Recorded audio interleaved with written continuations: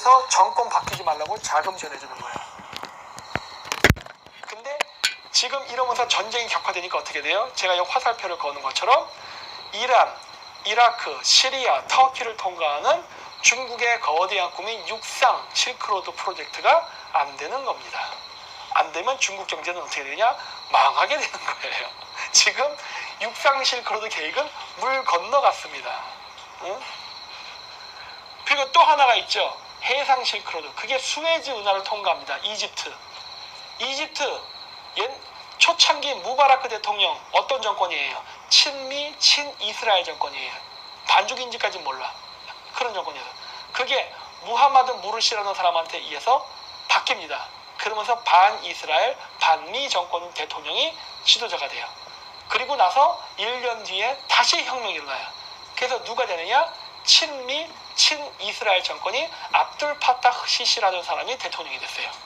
그러면 중국이 계획했던 이 홍해, 이 지도 보면 여기 이게 메카, 이 홍해, 옛날 때 모세 때 갈라졌다는 바다, 응? 이 홍해를 통과해서 이집트의 수에즈 운하를 통과해서 유럽으로 가겠다는 중국의 해상 실크로드는 열릴까요? 안 열릴까요?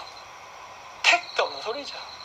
중국의 육상 실크로드와 해상 실크로드가 중동에서 막힌 거예요. 아이고, 시진핑이 불쌍해서 어떡하나. 응? 중국만 그러면 좆되느냐? 아니죠. 여기 보십시오. 1대1로 참여가 빚도 않은 저개발국, 중국 자본이 되레 경제의 발목을 잡는 독약으로 변했다 해가지고 어마어마하게 빚을 졌습니다. 그래서 지금 8개국 정도가 여기 나왔어요. 그 중에 여기 특히 심한 나라가 지부티, 라오스, 파키스탄, 스리랑카, 그 외에 몇몇 나라가 있어요. 그 8개 나라가 있어요. 이 8개 나라가 지금 상당히 상태가 안 좋습니다. 그 이야기는 뭐예요? 이 8개 나라 경제적으로 상태가 안 좋죠? 경제가 안 좋으면 그 국민들이 일어나서 반중대모 하겠네, 반정부 활동 하겠네. 반정부 활동 이러다면 그 정부 무너지겠네요. 그건 지금의 친중 정권 무너지면 그 데모에서 전복되고 나서 다시 생기는 새로운 정권은 어떠한 성격을 가질까요? 하면은 답은 다 나와 있어요. 친미, 반중이에요. 그렇죠? 중국의 실크로드가 지나가는 지역의 정부조차, 즉 친중 정권조차 경제난으로 몰락하면서 반중 친미 정권이 생기겠구나라는 게 지금 훤히 보이는 거예요. 미래가 보이네. 이런 것은요, 작도 안 타도 돼요. 그냥 감으로 맞추는 거예요. 전 세계적인 추세입니다, 지금. 전 세계적인 추세. 무역전쟁에서 부채 폭탄, 주가 위안화 가치 하락, 중국의 경제 4중고. 아이고, 중국이 지코가 석자예요. 근데 지금 누굴 도와줘? 근데 지금 다 뭐라 그래요? 중국만 바라보고 돈 주세요 하고 있다고. 중국 큰일 났죠, 진짜. 지도 거지인데 지금 자기 주변 국가들 돈 안 챙겨주면 배신 때리게 생겼어. 배신을 때리거나 아니면 자기랑 친한 정권이 전복되고 반중 친미 정권 생기게 생겼어요. 중국은 내부적으로 경제도 무너지지만 외교도 지금 무너지고 있습니다. 큰일 났네. 자, 최대 현안은 부채 문제다. 그래서 올해 들어 중국 채권 시장에서 모두 24건의 디폴트가 발생했다.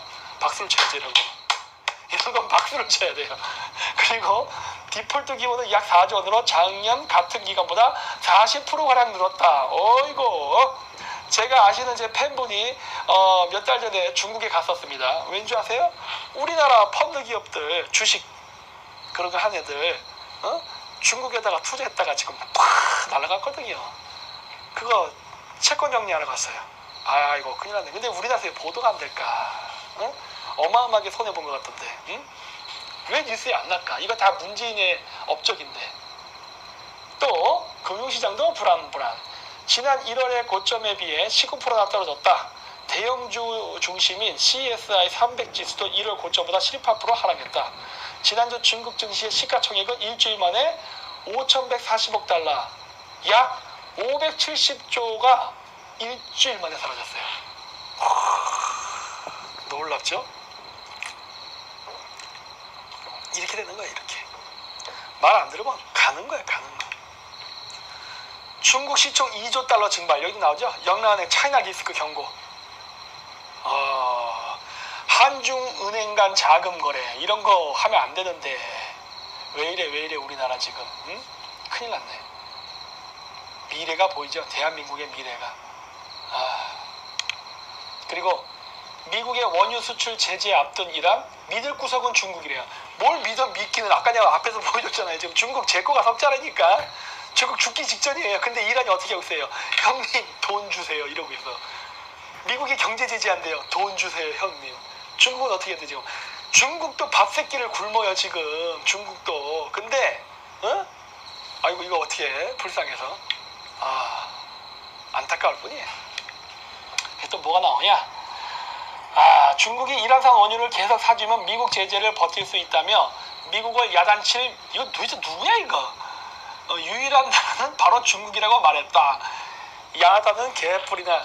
여기 이란 좌파들도 이 국제정세를 전혀 못 읽고 있네. 중국이 어떻게 미국을 야단쳐요 지금. 존나게 터지고 있는데. 뭐 우리나라 좌파들도 이런 얘기를 하고 있으니까 뭐. 그리고 여기 뭐예요? 중국 대행은행 북한 돈세탁 연료. 아이고 또 걸렸네. 이란, 북한, 중국 또 나오네. 또 셋이서 세트 메뉴로 또 걸리네. 그래서 중국 기업들에 몰려오는 디폴트 공포 위험합니다. 시진핑의 야심작 1대1로 프로젝트 부채 문체의 암초 끝났어요. 제가 실패한다고 했죠? 반드시 실패한다고 얘기했죠? 나오잖아요. 그렇죠? 시진핑 중국 국가주석이 야심차게 추진하는 1대1로 프로젝트가 부채 문제라는 암초를 만났다 해가지고 1대1로 프로젝트는 주로 중국이 중국 국유은행을 통해 해당 국가의 자본을 빌려주고 중국 국유기업들을 통해 사회 간접 자본 SOC라 그래요. 이거를 구축해주는 방식으로 진행된다. 하지만 비판론자들은 중국의 1대1로 프로젝트가 중국의 부채 문제를 해외로 확산하는 전달자 역할을 할 수 있다고 지적했다. 나가죠? 그래서 제가 중국 자금을 받거나 중국하고 교류하면 절대 안 된다 그랬죠? 왜? 우리나라가 부채 국가로 전락할 테니까. 근데 문재인이가 이거를 굳히기로 들어갔죠. 우리 주짓수 거기 곳에 보면 십자 조르기라는 게 있어요. 굳히기 들어갔다고. 그래서 우리는 이제 못 빠져나가. 경제? 어머나 알 수가 없죠 이제는. 미국이 중국 조지면은 중국의 부채를 빚을 넘게 부담을 줄이기 위해서 일종의 뜨거운 감자 돌리기 한 거거든요. 우리가 많이 가져갔죠. 우리나라 우파 중에도 우리는 중국하고 수출 1위 거래 국가인 중국을 건드려서는 안 돼. 중국하고 거래해야 돼 하면서 묶어놨던 거를 찬성했던 우파들 때문에 우리나라는 작살납니다 이번에. 그러니까 우리나라 우파 사람들도 너무 바깥 세상을 몰라요. 자, 또 뭐가 나오냐? 익명을 요구한 한 중국 관리는 중국의 거대 국영기업은 공산당원인 정치인이 경영을 맡고 있다면서 이들은 막대한 비용이 드는 1대1로 프로젝트에 뛰어들어 공산당의 보수들로부터 정치적 충성심에 대한 보상을 받으려 한다.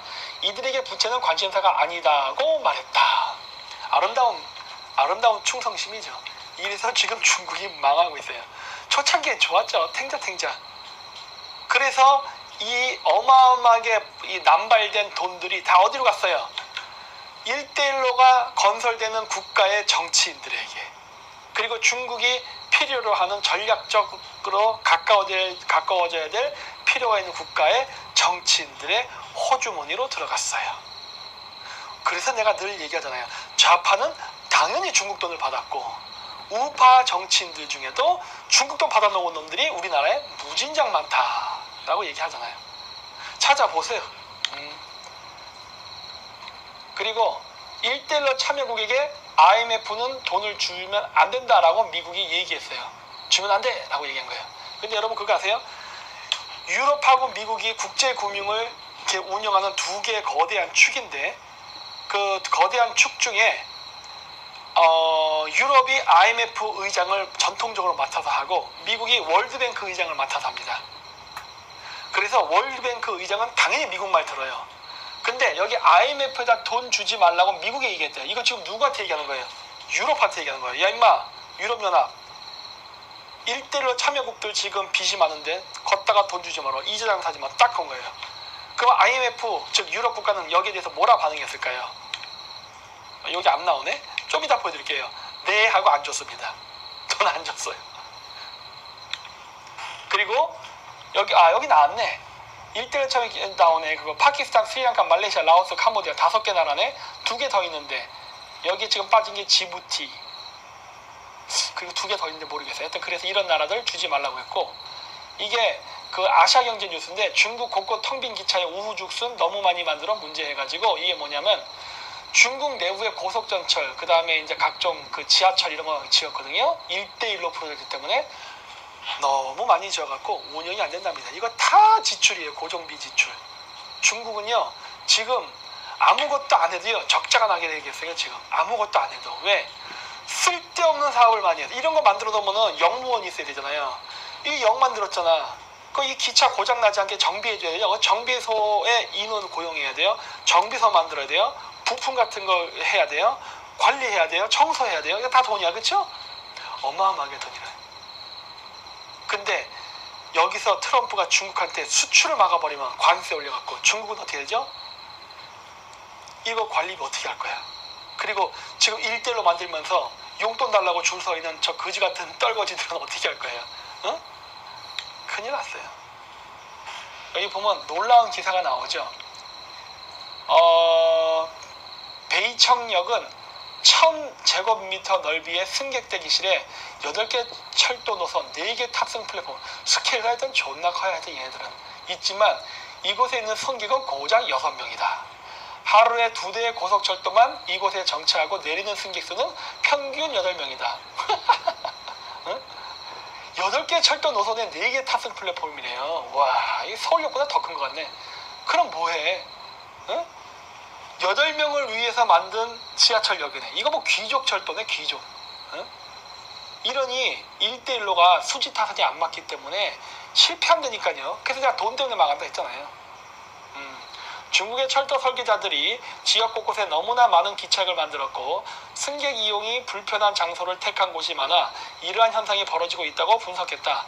또 기차역에 돈을 투자하는 지방정부는 투자 비용을 아끼기 위해 도심이 아닌 인구가 적은 교외에 기차역을 짓는 것을 선호하지만 시외에 위치한 기차역이 새로운 투자를 유치하고 유동인구가 많은 지역으로 변신하는데 실패해 유령 기차역이 탄생하곤 한다고 전했다.